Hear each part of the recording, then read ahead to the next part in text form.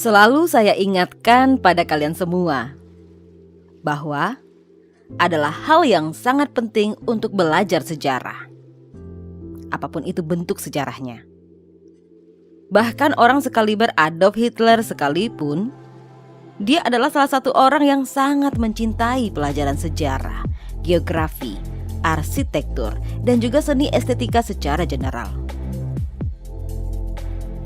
Begitu cintanya dan terobsesinya dia terhadap sejarah, dia mempelajari Alkitab demi mengetahui bagaimana masa lalu orang Yahudi. Ras yang sangat dia benci ketika itu, yang dia anggap sebagai penyebab jatuhnya bangsa Jerman dan terbaginya bangsa Jerman menjadi dua negara yang terpisah dan juga terpuruk secara ekonomi, sosial, dan budaya. Kalau Anda pernah membaca buku yang ditulis Hitler ketika dia di penjara, buku berjudul Mein Kampf, yang dalam bahasa Inggris artinya My Struggle, di Indonesia kan menjadi perjuanganku. Dia sering sekali mengutip Alkitab di buku yang dia tulis itu. Bahkan, sampai ketika akhirnya dia melakukan genosida besar-besaran terhadap ras yang dianggap sebagai penyebab hancurnya bangsa Jerman. Dia bertitah, "Aku akan menjadi Jehovah, dan aku akan menghukum bangsa Yahudi seperti Jehovah menghukum mereka di masa lalu." Di salah satu pidato dia sebelum Perang Dunia Kedua dimulai. Intinya, dia sangat dendam terhadap bangsa Yahudi, apalagi ketika Jerman kalah pada Perang Dunia Pertama yang mengakibatkan depresi berkepanjangan yang luar biasa terhadap bangsa Jerman. Dan di lain sisi, orang-orang Yahudi yang tersebar di seluruh benua Eropa mayoritas hidup di atas rata-rata dan dalam kemewahan. Di sini saya tidak akan membahas panjang lebar mengenai bagaimana dia bisa menjadi pemimpin bangsa Jerman dan tiba-tiba tercetusnya Perang Dunia Kedua karena Hitler melakukan invasi di negara-negara Eropa. Karena kalau saya membahas hal yang agak melenceng sedikit dari mainstream historinya Adolf Hitler, saya paham kalau kalian pasti langsung nuduh saya konspirasi teoris, ya kan? Jadi mending gak usah dibahas panjang lebar. Hal penting yang harus kalian ketahui, banyak fakta-fakta yang tidak pernah ditulis di dalam buku sejarah mainstream mengenai Adolf Hitler dan tujuan utama dia ketika itu, atau ketika dia menjadi penguasa. Dia sudah ditunggangi oleh kekuatan-kekuatan yang lebih besar lagi untuk menjadikan dia presiden dari Nazi Party dan melakukan genosida besar-besaran terhadap bangsa Yahudi. Kita kasih contoh lagi yang paling simpel, biar kalian makin paham bagaimana ajaran sejarah itu bisa dengan mudah dimanipulasi oleh beberapa pihak. Entah untuk menutupi kebenaran, atau untuk menjadikan orang jahat menjadi baik dan sebaliknya. Kalian orang-orang Indonesia pasti tahu siapa Pak Harto itu. Kalau nggak tahu Pak Harto ya kebangetan banget lah ya. Pak Harto adalah mantan Presiden Republik Indonesia yang kedua pengganti Pak Karno, yang di dalam cerita sejarah kita, Pak Harto digambarkan sebagai penyelamat negara kita dari belenggu PKI.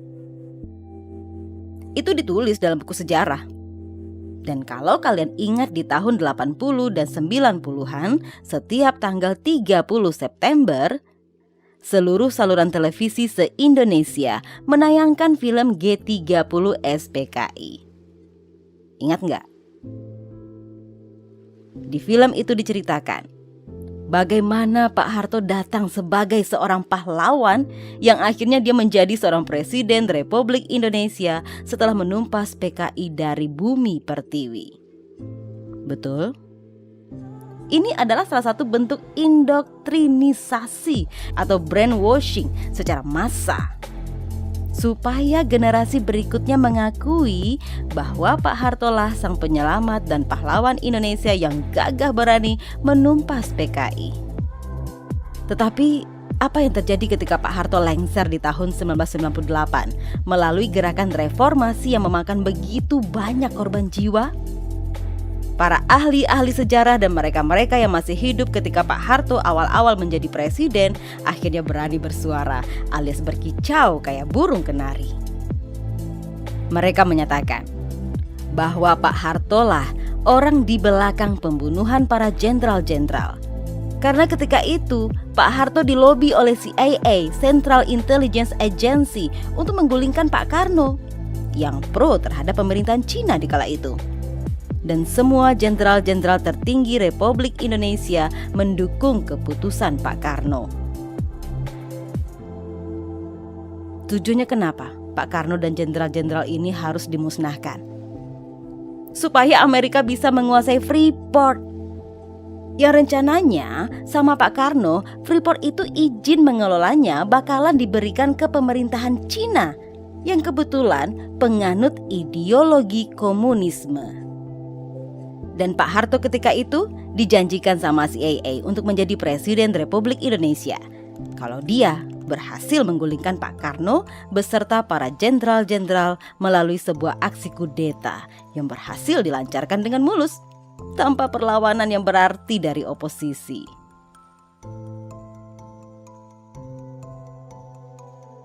Semua ini bisa Anda konfirmasi dari buku yang ditulis sama orang Amerika yang bernama John Perkins dengan judul Confession of Economic Hitman, yang terang-terangan dia membeberkan bagaimana modern imperialism itu bekerja. Dan saya yakin banyak ahli-ahli sejarah lainnya baik di dalam maupun luar negeri yang memang setuju dengan versi ini. Tapi mereka yang di dalam negeri tidak ada yang berani berbicara ketika Pak Harto berkuasa. Karena kalian pasti tahu apa yang akan terjadi kalau mereka berani menentang Pak Harto di masa dia berkuasa. Moro-moro ilang gak ono juntrungane. Dan pastinya versi narasi yang dimana Pak Harto dilobi oleh CIA ini tidak bakalan ditulis di dalam buku sejarah kita. Bener gak? Semua yang terjadi ketika itu adalah bagian dari Hegelian dialektik, sebuah prinsipal yang sering digunakan oleh kaum elit atau secret society untuk mencapai tujuan-tujuan politik mereka. Apa itu Hegelian dialektik? Problem, reaction, solution, atau bahasa lebih kerennya tesis, antitesis, dan sintesis. Mereka menciptakan sebuah permasalahan yang diekspos di hadapan publik melalui propaganda-propaganda baik media massa ataupun dari mulut ke mulut. Dan terjadilah reaksi ketakutan massa yang berlebihan oleh sebuah ancaman, yaitu PKI. Dan orang-orang ini akan datang sebagai penyelamat yang bakalan menuntaskan masalah-masalah yang mereka ciptakan sendiri. Tapi semua ini hanya akan memberikan keuntungan bagi beberapa pihak saja, terutama para kaum elit yang punya kepentingan di Indonesia. Itulah pentingnya belajar sejarah dari banyak sisi. Sama halnya belajar sejarah bagaimana Adolf Hitler bisa berkuasa dan melakukan pembantaian. Kalau kalian cuma baca dari satu sisi saja ya sudah. Anda cuma taunya satu persepsi dan narasi itu saja. Seperti kutipan yang saya tulis di bagian awal vlog ini. Your perception of reality are limited by the knowledge that you perceive. Yang diterjemahkan dalam bahasa Indonesia menjadi pemahaman kamu akan sebuah realita itu dibatasi oleh ilmu pengetahuan yang kamu serap atau terima. Pertama-tama, saya ini bukan Holocaust denier ataupun juga seorang antisemit. Jadi jangan keburu melemparkan tuduhan sebelum melihat keseluruhan vlog ini. Pastinya saya sebagai orang yang punya akal budi dan hati nurani. Semua yang dilakukan Adolf Hitler di masa Third Reich atau Kekaisaran Ketiga, apapun alasan dia, itu adalah hal yang sangat-sangat terkutuk, tercela, biadab, dan harus dihindari. Bagaimana cara menghindarinya? Ya dengan belajar sejarah lagi. Supaya kejadian di masa lalu dan peristiwa-peristiwa pembantaian ini tidak bakalan terulang kembali di masa sekarang. Dan ketika kita mendeteksi akan adanya sebuah pattern yang akan terjadinya Holocaust besar-besaran, Kita semua harus berani bersuara, mengekspos atau membahas secara terbuka tanpa takut disensor dan dicela habis-habisan oleh mereka-mereka yang bodoh dan tidak tahu apa-apa. Termasuk oleh pihak-pihak otoritas yang pastinya akan menyalahgunakan otoritas mereka terhadap rakyatnya sendiri. Kalau Anda betul-betul belajar sejarah, mulai zaman peradaban Sumerian kuno sampai sekarang, Anda akan melihat sebuah pattern yang sangat jelas. Yang harus Anda ketahui, kejadian pembantaian umat manusia itu tidak hanya terjadi di Jerman saja ketika masa Third Reich. Hampir di setiap negara dan di setiap masa yang berbeda, pembantaian-pembantaian ini selalu terjadi. Di Cina, ketika Mao Zedong berkuasa, dia pun juga melakukan pembantaian terhadap rakyat Cina di kala itu. Menurut data yang sudah dikonfirmasi, kurang lebih 100 juta jiwa rakyat Cina yang menentang kebijakan Chairman Mao dibunuh oleh pemimpinnya sendiri. Begitu juga ketika terjadi invasi besar-besaran kaum Yankee atau kulit putih yang bermigrasi ke benua Amerika. 100 juta suku Indian asli Amerika dibantai habis-habisan oleh orang-orang kulit putih. Pastinya mereka kaum Yankee ketika menulis buku sejarah mereka di masa itu, di dalamnya mereka pasti menulis bahwa merekalah orang-orang baik yang berusaha menyelamatkan kontinen Amerika dari suku-suku barbar tersebut. Tapi apakah itu benar? Kata history, kalau dipenggal menjadi history, alias cerita si dia. Lah dia itu siapa? Dia adalah yang nulis buku sejarah melalui sudut pandang dia sendiri. Paham?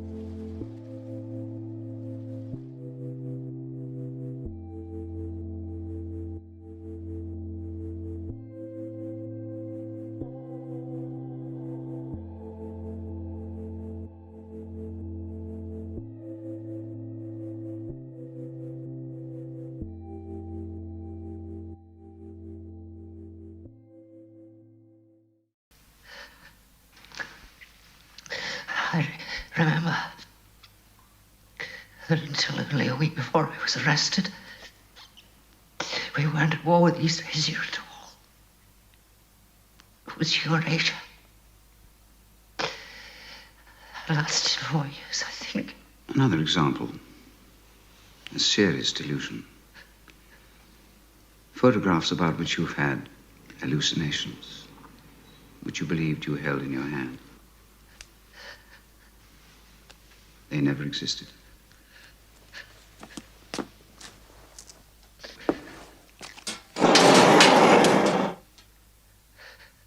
Say what you're about to say, Winston. They exist in memory. I remember. You remember. I do not remember. Only the disciplined mind can see reality, Winston. It needs an act of self-destruction, an effort of the will. Do you remember writing in your diary, freedom is the freedom to say 2 + 2 = 4? Yes. How many fingers am I holding up, Winston? 4. And if the party says there are not 4, but 5, then how many? 5.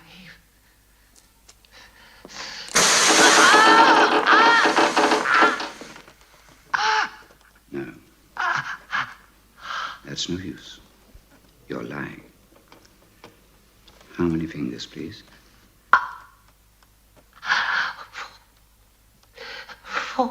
What else can I say? 5, 4, anything you like. Only please stop it. Stop the pain.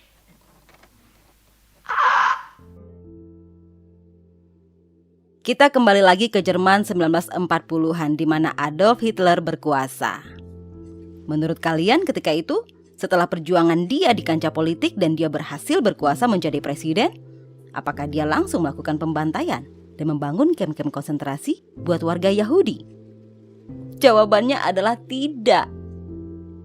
Pertama-tama yang dilakukan Adolf Hitler adalah Dia menciptakan aturan-aturan atau undang-undang yang dimana perlahan-lahan dia mengambil hak-hak orang Yahudi, tidak dalam jangka waktu 1 tahun, melainkan beberapa tahun ke depan, tak lama setelah dia berkuasa.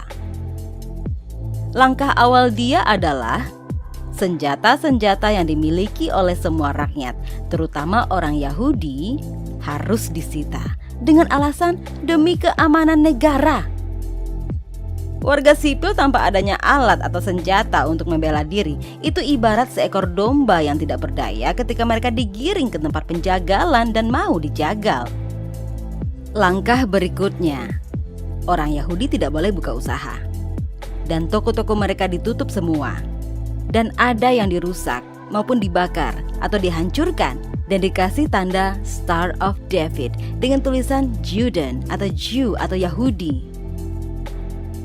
Langkah keempat, semua suara yang menentang ideologi dan undang-undang yang dia sahkan oleh parlemen di masa itu disensor dan dicap komunisme yang langsung dijadikan kriminal, dipenjara dan dianggap pengkhianat. Dan juga membakar semua buku dengan ideologi yang bertentangan dengan ideologi Third Reich. Langkah kelima, orang Yahudi semua bajunya dikasih marking atau stiker dengan logo Star of David. Dan di dalam logo tersebut ditulisi Juden, supaya mereka tahu mana yang Yahudi dan mana yang bukan Yahudi. Langkah keenam, semua orang Yahudi tidak boleh memiliki private property. Kekayaan mereka disita oleh negara. Yang kaya maupun yang middle class ditaruh di satu komplek perumahan yang sama. Ada night curfew atau jam malam. Mereka tidak boleh keluyuran sembarangan, terutama di malam hari. Langkah ketujuh, mereka tidak boleh berkerumun sembarangan di tempat-tempat terbuka. Kalau melawan otoritas dan perintah dari pemerintah, seketika dihukum dan pidana. Dan beberapa ditembak mati on the spot. Langkah ke-8, air minum mereka dikontaminasi menggunakan fluoride supaya mereka lebih jinak dan tidak mudah melawan alias pasrah ketika mau dijagal. Dan sampai pada tahapan terakhir, mereka semua digiring secara berkelompok ke kamp-kamp konsentrasi. Lengan mereka ditato menggunakan serial numbers, sampai akhirnya mereka dibantai di dalam gas chamber atau ditembak mati demi alasan for a better Germany. Heil Hitler! Tirani kalau mau merenggut kebebasan rakyatnya itu tidak dilakukan seketika itu juga, tapi dilakukan secara bertahap dan perlahan-lahan. Karena kalau dilakukan seketika, rakyatnya bisa berontak semua. Dan akan semakin sulit buat mereka melancarkan rencana jahat mereka.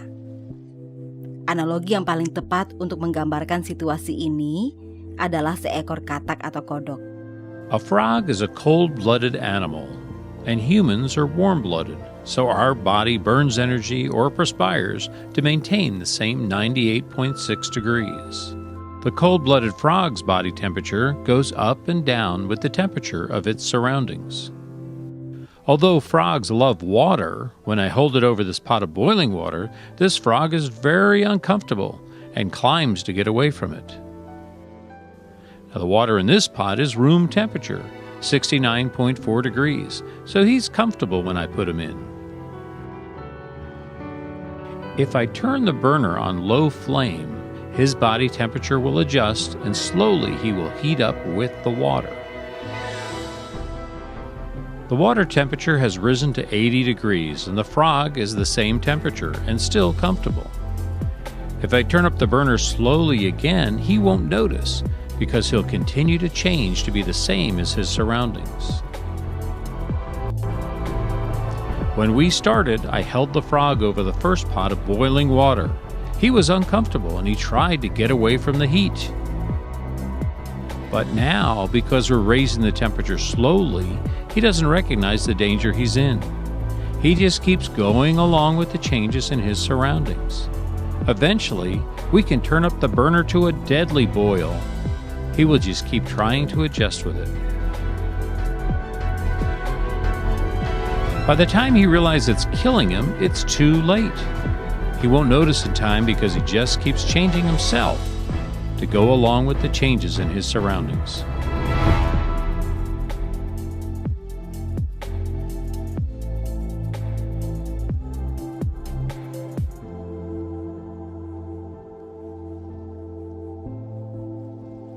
Kata kalau Anda lemparkan langsung ke dalam air mendidih dalam panci, dia akan melompat menyelamatkan diri.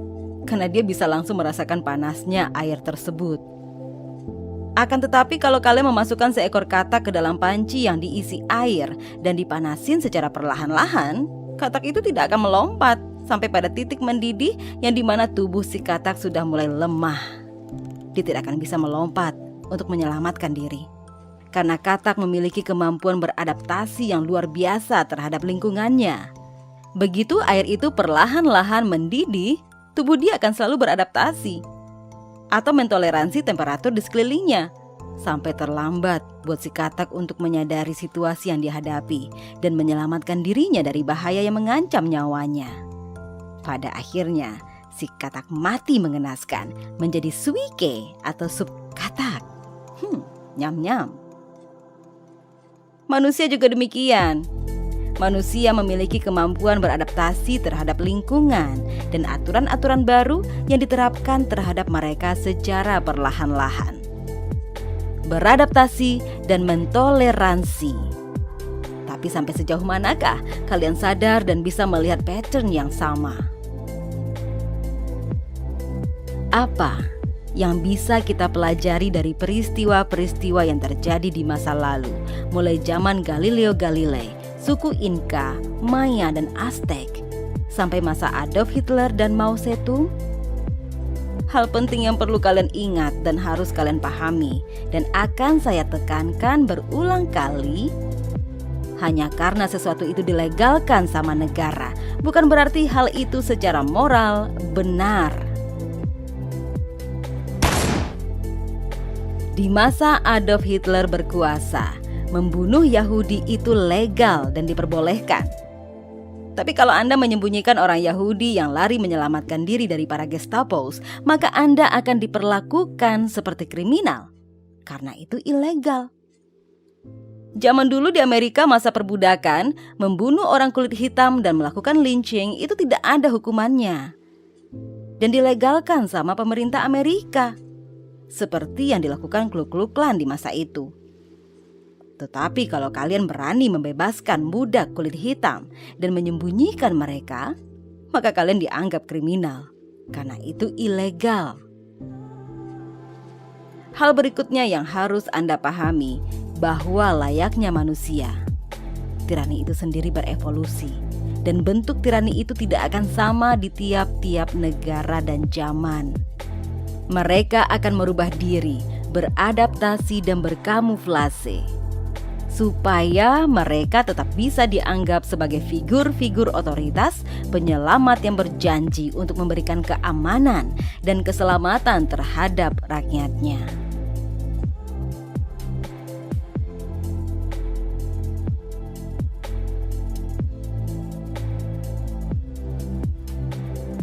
Tirani itu tidak harus seorang presiden atau pemimpin negara seperti Adolf Hitler atau Mao Zedong.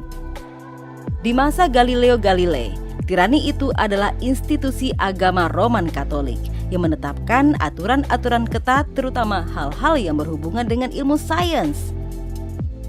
Dan sekarang, di masa kita, tirani menjelma menjadi medical tirani dan organisasi-organisasi kesehatan dunia yang memiliki kekuatan di atas semua negara-negara di dunia ini menggunakan alasan-alasan medis dengan slogan demi menyelamatkan umat manusia.